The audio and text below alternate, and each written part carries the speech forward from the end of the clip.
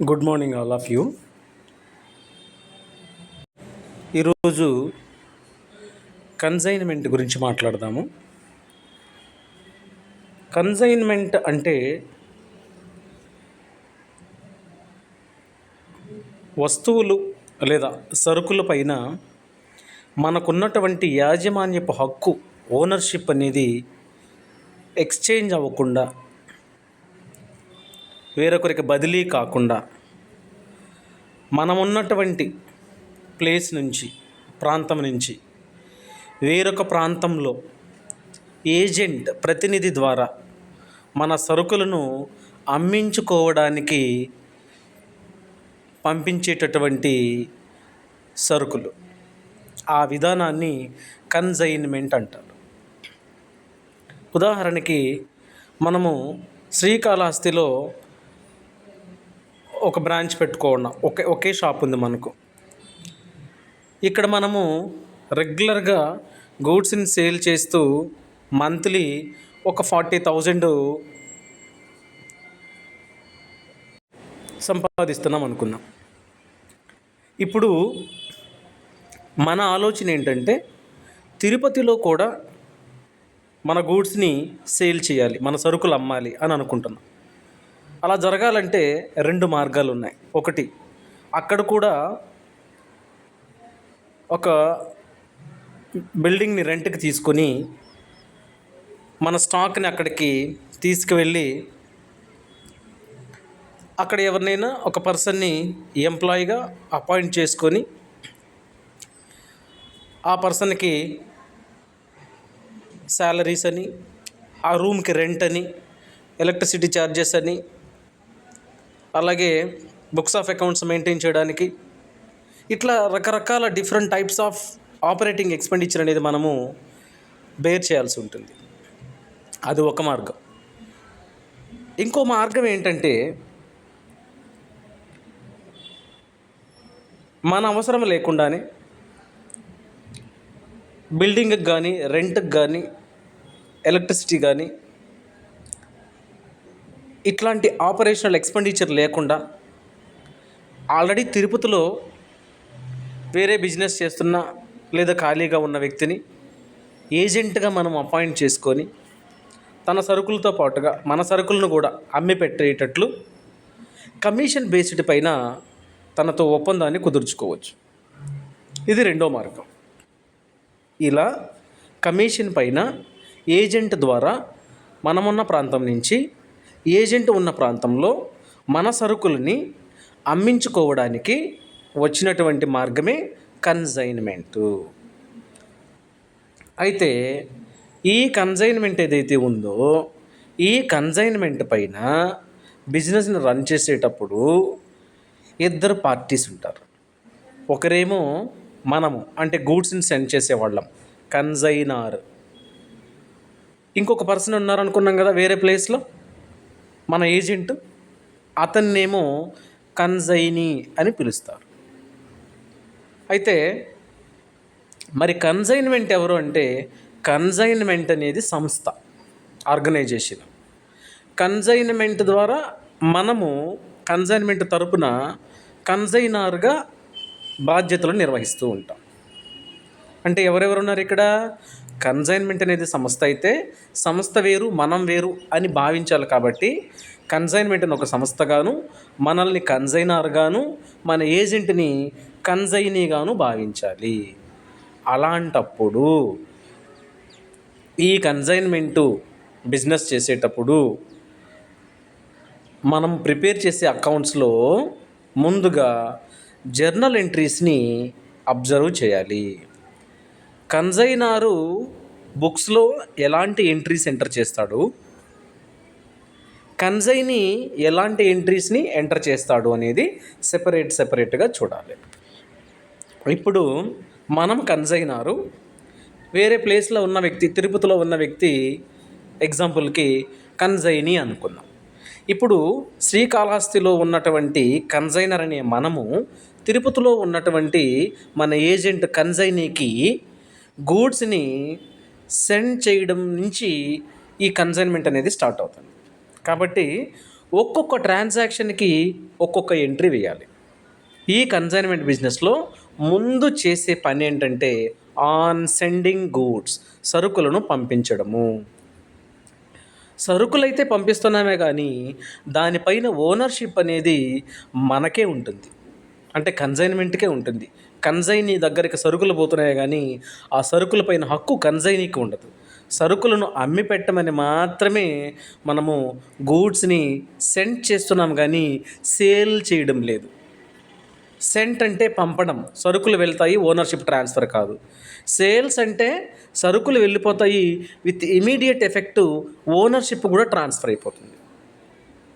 అది సేల్స్కి, సెంట్కి, కన్సైన్మెంట్కి ఉన్నటువంటి తేడా. సో ఒక్కొక్కటి చూద్దాం.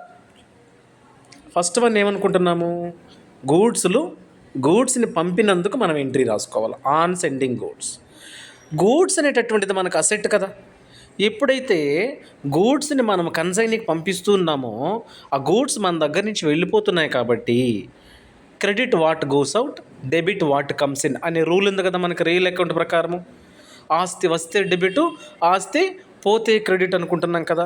కాబట్టి ఇక్కడ గూడ్స్ అనేటటువంటి అసెట్ని కన్సైనీకి పంపిస్తున్నామంటే ఆ గూడ్స్ మన దగ్గర నుంచి వెళ్ళిపోతున్నాయి కాబట్టి ఆ వెళ్ళేటటువంటి గూడ్స్ని ఏం చేయాలంటే క్రెడిట్ చేసుకోవాలి. Goods sent on consignment, goods sent on consignment, consignment పైన సరుకులు పంపాము అని అర్థం.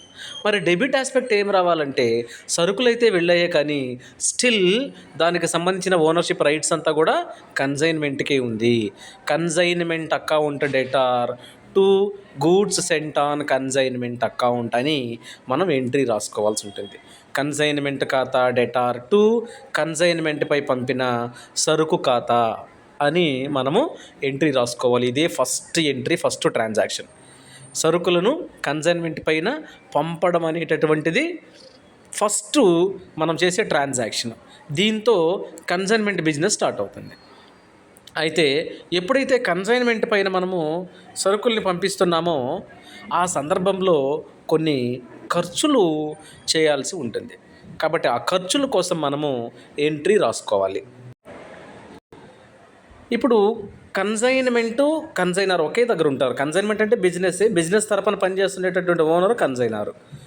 సో యాజ్ ఏ కన్సైనర్ అనే మనము కన్సైనీకి గూడ్స్ని పంపించాలంటే ఖచ్చితంగా కొన్ని ఎక్స్పెన్సెస్ అనేటటువంటివి చేయాల్సి ఉంటుంది.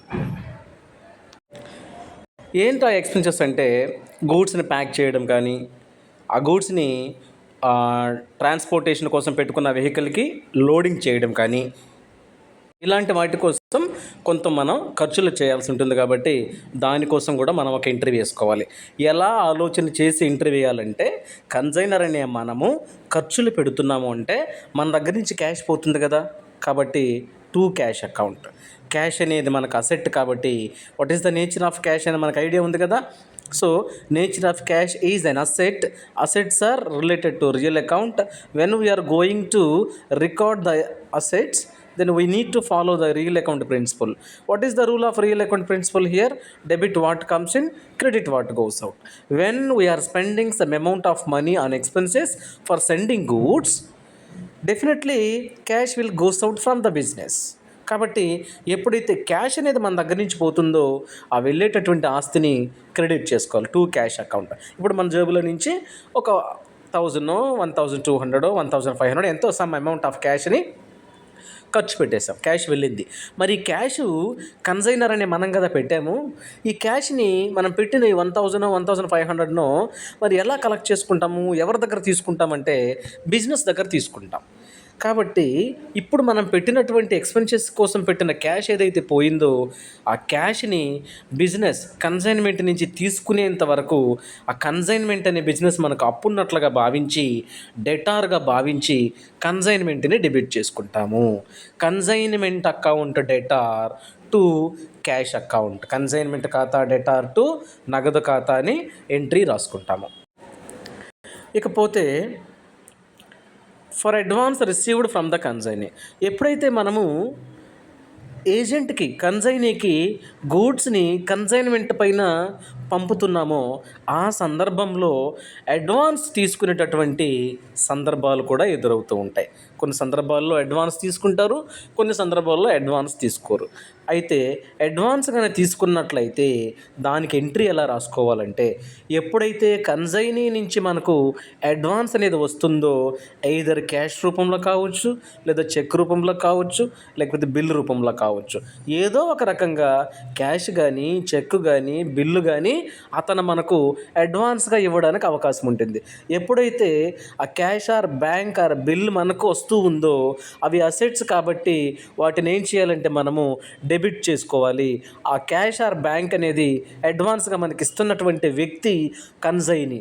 సో కన్సైనీ ఇక్కడ ఇచ్చే వ్యక్తి కాబట్టి పర్సనల్ అకౌంట్ రూల్ని యూజ్ చేసుకొని debit the receiver credit the giver కదా. ఇక్కడ కన్సైనీ ఇచ్చే వ్యక్తి గివర్ కాబట్టి కన్సైనీకి క్రెడిట్ చేసుకుంటాము. సో అడ్వాన్స్ రిసీవ్డ్ అంటే అడ్వాన్స్ మనకు వస్తూ ఉంది, వచ్చేది క్యాష్ అనుకోండి, cash account debtor to consignee account, వాడు ఇచ్చాడు కాబట్టి. చెక్ అనుకోండి, bank account debtor to consignee account. Bills receivable అనుకోండి, bills receivable account debtor to consignee account అని మనకు వచ్చేటటువంటిది ఆస్తి కాబట్టి దాన్ని డెబిట్ చేస్తున్నాము. ఆ ఇచ్చిన వ్యక్తి క్రెడిటార్ గివర్ కాబట్టి క్రెడిట్ చేస్తున్నాం. కాబట్టి cash or bank or bill account debtor to consignee account, నగదు ఖాతా లేదా బ్యాంక్ ఖాతా డెటార్ టు కన్సైనీ ఖాతా అని రాసుకుంటాం. అలా మనం ఏం చేస్తామంటే గూడ్స్ని సెండ్ చేసాము, ఆ సందర్భంలో కొన్ని ఖర్చులు పెట్టాము కన్సైనర్గా. ఆ తర్వాత కన్సైనీ నుంచి కన్సైనర్ అనే మనము అడ్వాన్స్ తీసుకున్నాము. ఆ తర్వాత మనం ఉన్న ప్లేస్ నుంచి గూడ్స్ తిరుపతిలో కదా మన ఏజెంట్ అనుకున్నాము, ఆ తిరుపతి సర్టెన్ ప్లేస్కి వెళ్ళిపోయినాయి, ట్రాన్స్పోర్ట్ ఆఫీస్ దగ్గరికి వెళ్ళిపోయినాయి. ట్రాన్స్పోర్ట్ ఆఫీస్ దగ్గరికి మన గూడ్స్ చేరగానే ట్రాన్స్పోర్ట్ ఆఫీస్లో పనిచేసే వ్యక్తులు మన ఏజెంట్కి కాల్ చేసి మీకు సంబంధించినటువంటి కన్సైన్మెంట్ వచ్చి రిసీవ్ చేసుకోండి అని ఫోన్ చేస్తారు. అప్పుడు కన్సైనీ నేరుగా ట్రాన్స్పోర్ట్ ఆఫీస్ దగ్గరికి వెళ్ళి పేరు చెప్తే ఆ కన్సైన్మెంట్ ఆఫీస్లో మనం పంపినటువంటి కన్సైన్మెంట్కి సంబంధించి ఒక కవర్ ఒకటి ఇస్తారు. ఆ కవర్ ఏంటంటే కన్సైనర్ అనే మనము గూడ్స్ని పంపించేటప్పుడు ఆ గూడ్స్తో పాటుగా కొన్ని విషయాల్ని నోట్ చేసిన ఒక పేపర్ని పంపిస్తాం. ఆ పేపర్లో ఏముంటాయంటే ఏమి గూడ్స్ పంపించాము, ఎన్ని గూడ్స్ పంపించాము, దాని డీటెయిల్స్ ఏంటి, దాన్ని ఎలా వాడాలి, దాన్ని ఎంత కమ్మాలి అని ఎవ్రీథింగ్ ఆ గూడ్స్కి సంబంధించినటువంటి డిస్క్రిప్షన్స్ అంతా రాసినటువంటి ఒక పేపర్ని కవర్లో పెట్టి పంపించుంటాం. ఆ పేపర్ని ఏమంటారంటే ప్రొఫార్మా ఇన్వాయిస్ అంటారు. Proforma invoice. ఈ కన్సైన్మెంట్ ఆఫీసు ఈ ట్రాన్స్పోర్ట్ ఆఫీస్కి పోగానే మనం పంపినటువంటి కన్సైన్మెంట్కి సంబంధించినటువంటి ఆ కవర్ ఇస్తారు కాబట్టి కన్సైన్ ఆ కవర్ తీసుకొని దగ్గర పెట్టుకొని మనం కవర్లో చెప్పిన విధంగా పేపర్లో చెప్పిన విధంగా ప్రొఫార్మా ఇన్వాయిస్లో చెప్పిన విధంగా ఏం గూడ్స్ పంపించాము, ఎన్ని గూడ్స్ పంపించాము, ఎంత ఉన్నాయి ఏంటి అనేది దాని దగ్గర పెట్టుకొని చెక్ చేసుకొని అన్నీ హ్యాండ్ ఓవర్ చేసుకుంటాడు. హ్యాండ్ ఓవర్ చేసుకున్న తర్వాత అక్కడి నుంచి వాటిని తనున్న ప్లేస్కి కావచ్చు లేదా గోడౌన్కి కావచ్చు తీసుకువెళ్ళడానికి ఒక ట్రాన్స్పోర్టేషన్ వెహికల్ పెట్టుకోవాలి. ట్రాన్స్పోర్టేషన్ కోసం వెహికల్ని పెట్టుకొని దాంట్లోకి ఆ గూడ్స్ని లోడ్ చేయించుకొని వాటిని తీసుకొని గోడౌన్ దగ్గర పెట్టుకొని గోడౌన్లో అన్లోడ్ చేయించుకొని గోడౌన్ లోపల గూడ్స్ని పెట్టించి గోడౌన్కి రెంట్ కట్టడం దగ్గర నుంచి ఈ ఎక్స్పెన్సెస్ అన్నీ ఉన్నాయి కదా. ఈ ఎక్స్పెన్సెస్ అన్నీ ఎక్కడ పెడుతున్నారు? తిరుపతిలో ఏజెంట్ పెడుతున్నాడు.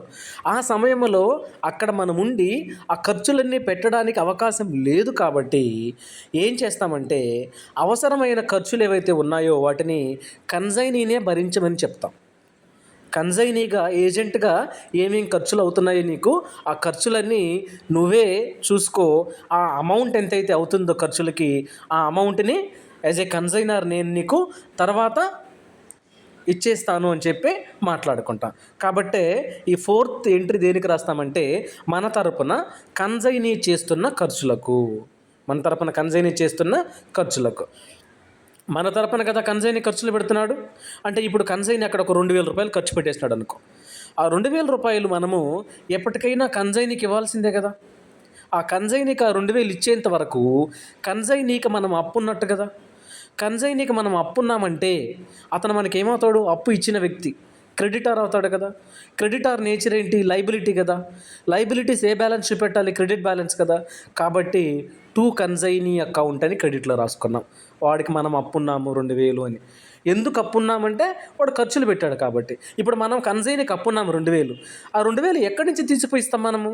మన ఇంట్లో తీసుకుపోయి ఇస్తామా? ఇవ్వం. మనం ఎవరి దగ్గర తీసుకోవాలి? యాజ్ ఏ కన్సైనరు కన్సైన్మెంట్ బిజినెస్ దగ్గర తీసుకొని కన్సైనీకి ఇవ్వాలి. కన్సైనీకి ఇచ్చేంత వరకు కన్సైనీకి మనం అప్పున్నట్లుగానే కన్సైన్మెంట్ నుంచి తీసుకునేంత వరకు కన్సైన్మెంట్ అనేటటువంటి సంస్థ మనకు అప్పు ఉన్నట్టే, మనకంటే కన్సైనర్కి. కాబట్టి ఇక్కడ కన్సైన్మెంట్ మనకు అప్పు ఉంది, మనము కన్సైనీకి అప్పు ఉన్నాము. కన్సైన్మెంట్ దగ్గర తీసుకొని కన్సైనీకి ఇచ్చేయాలి. కాబట్టి consignment account debtor to consignee account అని కన్సైనీ పెట్టిన ఖర్చులకు ఎంట్రీ రాసుకుంటాము. ఇలా కన్సైనీ కూడా ఖర్చులు చేసేసిన తర్వాత వాటిని తీసుకెళ్ళి తన షాప్లో పెట్టుకున్న తర్వాత ఇక తాను ఏం చేస్తాడంటే సేల్స్ చేయడం ప్రారంభిస్తాడు. ఎప్పుడైతే గూడ్స్ని కన్సైనీ అమ్మాడో ఆ అమ్మకాలకు సంబంధించినటువంటి అమౌంట్ అనేది కన్సైనీ దగ్గరకు వచ్చి ఉంటుంది కదా. ఆ డబ్బులు కన్సైనీ వాడుకోవచ్చా? వాడుకోవడానికి వీల్లేదు.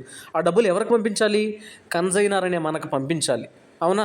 ఆ డబ్బులు కన్సైనీ మనకు పంపించేంత వరకు కన్సైనీ దగ్గర మన డబ్బులు ఉన్నాయంటే కన్సైనీ మనకు అప్పున్నట్టే కదా. కన్సైనీ మనకు అప్పున్నాడంటే కన్సైనీని మనం ఏమని పిలవచ్చు? డెటార్, రుణగ్రస్తుడు అని పిలవచ్చు. సో రుణగ్రస్తుడు డెటార్ అనేది మనకేమవుతుంది? అసెట్, ఆస్తి. కాబట్టి ఏం చేయాలి? డెబిట్ చేసుకోవాలి. Consignee account debtor. ఎప్పుడైతే అమ్మకాలకు సంబంధించిన అమౌంట్ మనకి ఇవ్వాల్సిందో అప్పుడు అతను మనకు అప్పున్నట్లుగాను డెటార్గాను భావించి కన్సైనీ అకౌంట్ డెటార్ అని రాసుకున్నాం. ఆ డబ్బులు ఎప్పుడైతే మన దగ్గరకు వస్తాయో కన్సైనర్ అనే మన దగ్గరికి, ఆ అమౌంట్ మనం వాడుకోవడానికి అవకాశం ఉందా? లేదు. అది ఎవరికి సంబంధించింది? కన్సైన్మెంట్ అనే బిజినెస్కి సంబంధించింది. మరి కన్సైన్మెంట్ అనే బిజినెస్కి మనం ఇచ్చేంత వరకు కన్సైన్మెంట్ అనే బిజినెస్కి మనం అప్పున్నట్టు కదా. కాబట్టి కన్సైన్మెంట్ని క్రెడిట్ చేసుకోవాలి.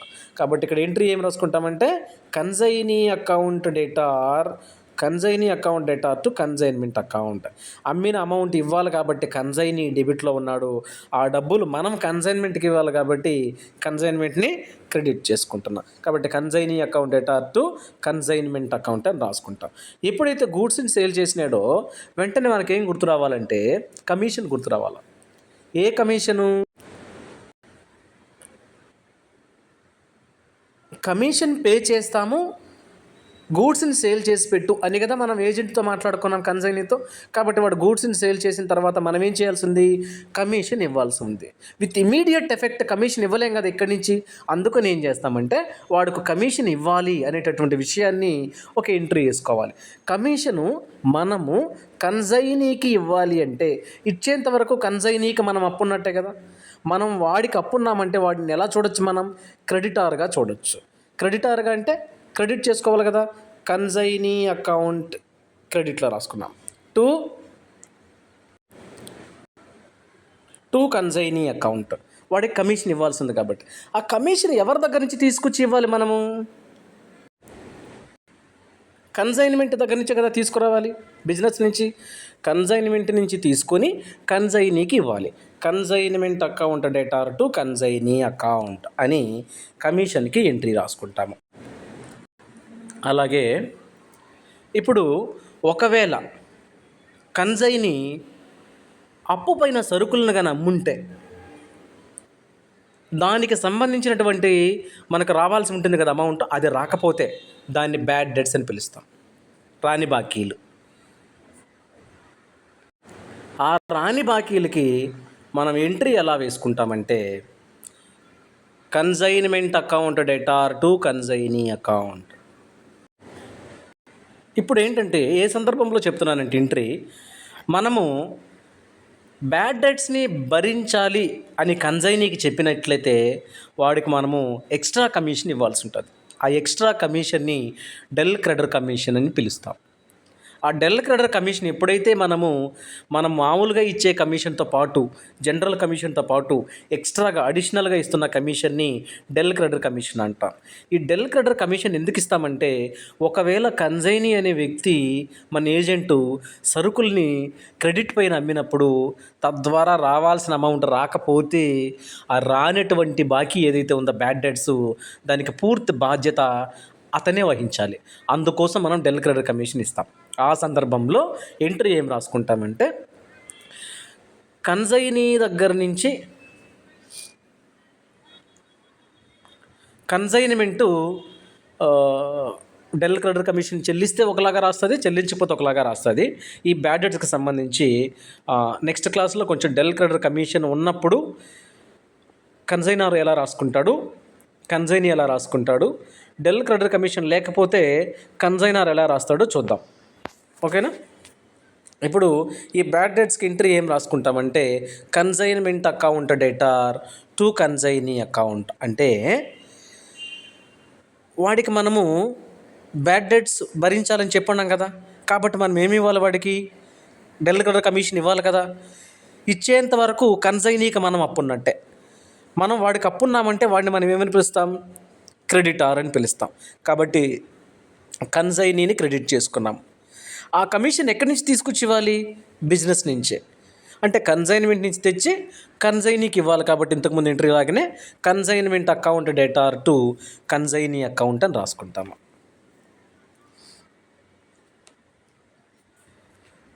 For closing the consignment account.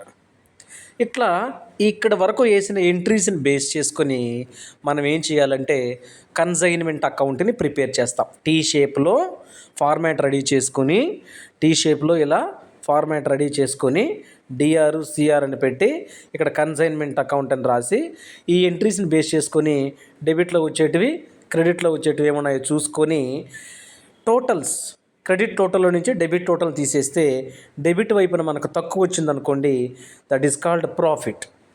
ఆ ప్రాఫిట్కి ఎంట్రీ ఎలా వేసుకుంటామంటే, కన్సైన్మెంట్ అకౌంట్లో డెబిట్ సైడ్ కదా తక్కువ వచ్చింది మనకు, కాబట్టి consignment account debtor to profit and loss account అని రాసుకుంటాం. అంటే కన్సైన్మెంట్ అకౌంట్లో డెబిట్ సైడ్లో రాసుకుంటూ వెళ్ళాం కదా కొన్ని విషయాలు, లాస్ట్లో ఎంతైతే బ్యాలెన్సింగ్ ఫిగర్ వచ్చిందో ఆ బ్యాలెన్సింగ్ ఫిగర్కి ఏం రాస్తామంటే to profit and loss account అని రాస్తాం. అదే entry, consignment account debtor to profit. ఒకవేళ మనం వేసిన కన్సైన్మెంట్ అకౌంట్లో లాస్ వచ్చిందనుకోండి, అంటే ఇలా ఉన్నాయి కదా డెబిట్ సైడ్ క్రెడిట్ సైడ్ తక్కువ వచ్చిందనుకోండి, లాస్ అని అర్థం. కాబట్టి ఈ లాస్ ఎక్కడ రాస్తాము, కన్సైన్మెంట్ అకౌంట్లో క్రెడిట్ సైడు తక్కువ వచ్చింది కాబట్టి ఆ తక్కువ వచ్చిన అమౌంట్కి by profit and loss account అని రాస్తాం. That is called loss. So profit వస్తే కన్సైన్మెంట్ అకౌంట్ డెబిట్లో రాయాలి, లాస్ వస్తే కన్సైన్మెంట్ అకౌంట్ క్రెడిట్లో రాసుకోవాలి. ఇట్లా ఈ రెండింటికి మనము ఎంట్రీస్ చూడొచ్చు.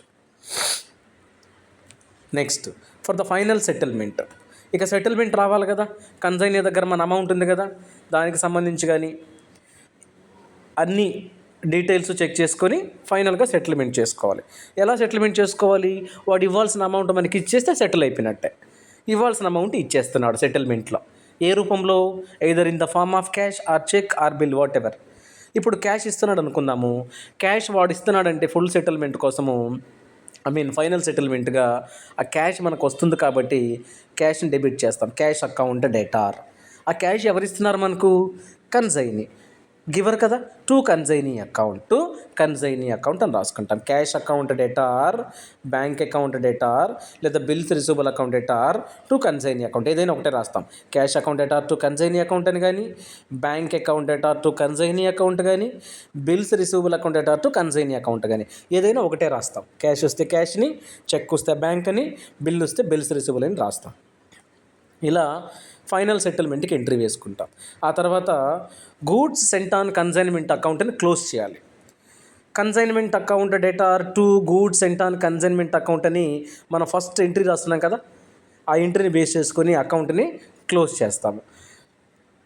గూడ్స్ సెంట్ ఆన్ కన్సైన్మెంట్ అకౌంట్ని మనం ఫస్ట్ ఎంట్రీలో క్రెడిట్ చేస్తున్నాం కాబట్టి క్లోజింగ్ చేసేటప్పుడు దాన్ని డెబిట్ చేసుకుంటాం. Goods sent on consignment account debtor to trading account. Next closing stock.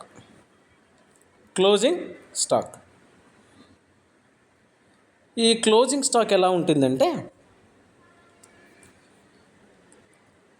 మనం ఏదైతే గూడ్స్ని కన్సైనీకి పంపించామో, ఒక 100 టన్స్ పంపించామనుకుందాం గూడ్స్, అందులో 90 టన్స్ సేల్ చేసేసినాడు. ఇక ఎంత సేల్ చేయకుండా మిగిలిపోయింది? 10 టన్స్. ఈ 10 టన్స్ని మనం క్లోజింగ్ స్టాక్ అని చెప్పి పిలుస్తాం. ఆ 10 టన్స్ని ఎలా రాసుకోవాలి అంటే, stock on consignment account debtor to consignment account. Stock on consignment account debtor to consignment account. Consignment అకౌంట్లో క్రెడిట్ సైడ్కి వెళ్ళి స్టాక్ ఆన్ కన్సైన్మెంట్ అకౌంట్ అని ఎంటర్ చేసి, ఆ ఎంతైతే క్లోజింగ్ స్టాక్ ఉందో ప్రపోర్షనేట్ ఎక్స్పెన్సెస్ని యాడ్ చేసుకుంటూ ఆ అమౌంట్ని క్రెడిట్ చేసేయాల్సి ఉంటుంది.